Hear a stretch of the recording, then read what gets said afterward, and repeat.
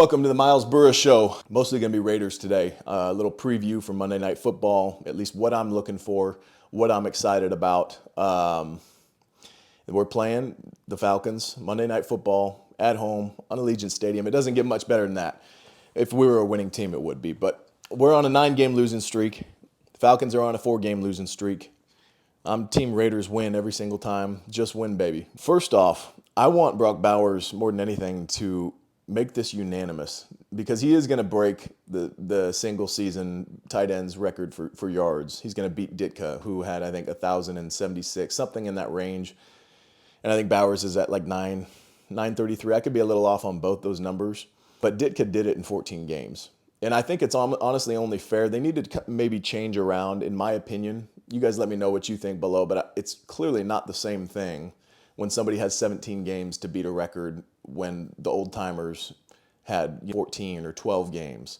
There was a big thing that I keep blanking on this dude's name, but the New York Jets defensive lineman. I just watched a documentary on the New York Jets defensive line where Klecko and this guy had 22 sacks in a season. He held the record until Strahan beat him for it, and a lot of people say, "Oh, Brett Favre gave Strahan the sack," and he made a big thing about it. The point back then, like those guys had less games to do that.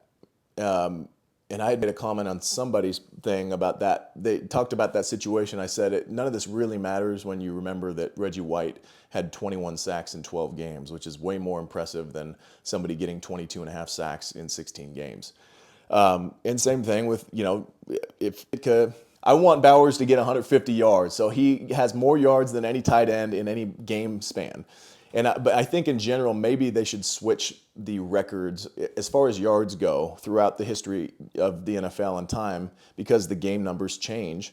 They should switch it potentially to yards per game.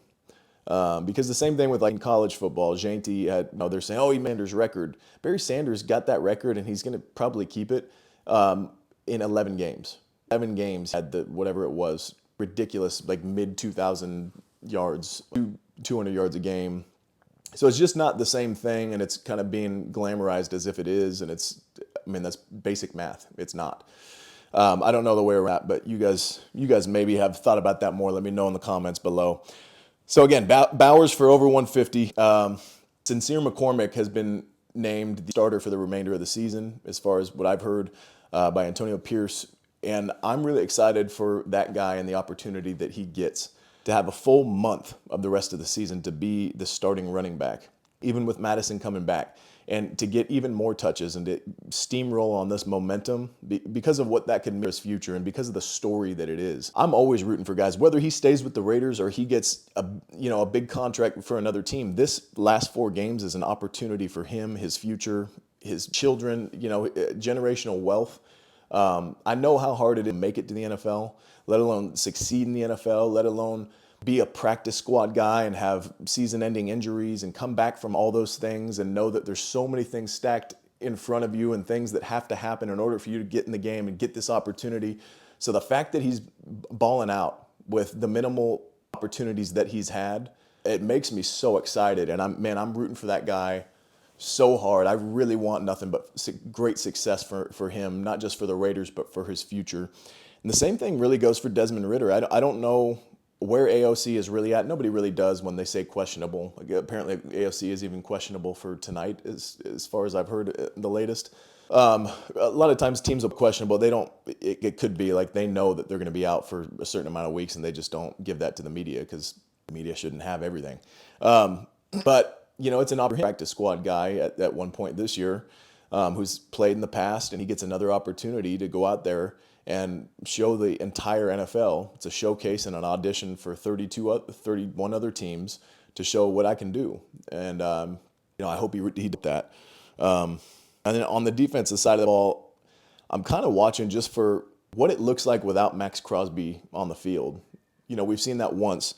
Brings not only just a world-class ability and the pass rush and the pressure on the quarterback, all those things, but he is also like an elite competitor and also an elite locker room, elite team guy. Like nobody celebrates harder for his teammates than he does. That's not always the case for all-stars. let me just break that. There, not a lot of guys are just out to get theirs, to get their few sacks, to get their numbers, and they don't care about what other guys get. The momentum, the energy, there's not much that feels better. Oh, sorry, that's my girl. There's not much that feels better as a player. Hold on, guys. I'm finishing up a video real quick. As a player, okay, just shh.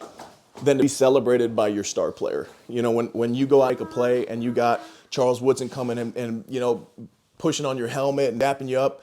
There's not much in football that feels better than that. Other than nobody, I'm doing a little video.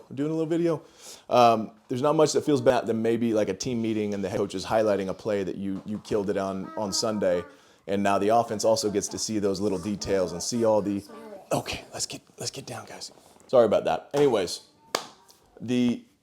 not just the play, but the leadership, the energy that he brings to the defense. I'm curious to see, does anybody step up? Does anybody else bring an extra measure of that? Maybe Spillane or whatever. On that note, we need to lock up Spillane. Guy he's elite, super consistent. We got to find a way to get him his money and get him locked in as a Raider for a while. If something ain't broke, don't try to fix it. Don't go to try to take a risk on the draft. If maybe I can get this pick in second round or that. No, just what works, keep it. Add to the things that we need. We got to get a quarterback or whatever we're going to do. Anyways, I'm all over the place. I short-circuited a little bit from my kids coming in here and just been a long day. But I really liked, speaking of the juice, what Kalavion Chason brought this past week. Getting that interception and making some plays. It's another time for ascension. The end of the season is really just. Even if you're tapped, you're not going to go to the playoffs, you're not contenders, it's still an audition. It's an opportunity to prove to your team and all the other teams what you have, what you can bring. There is never let your foot off the gas kind of day. And I'm excited to see what guys are going to level up, their play and level up their futures because of it. But Raider Nation, as always, let's go get it.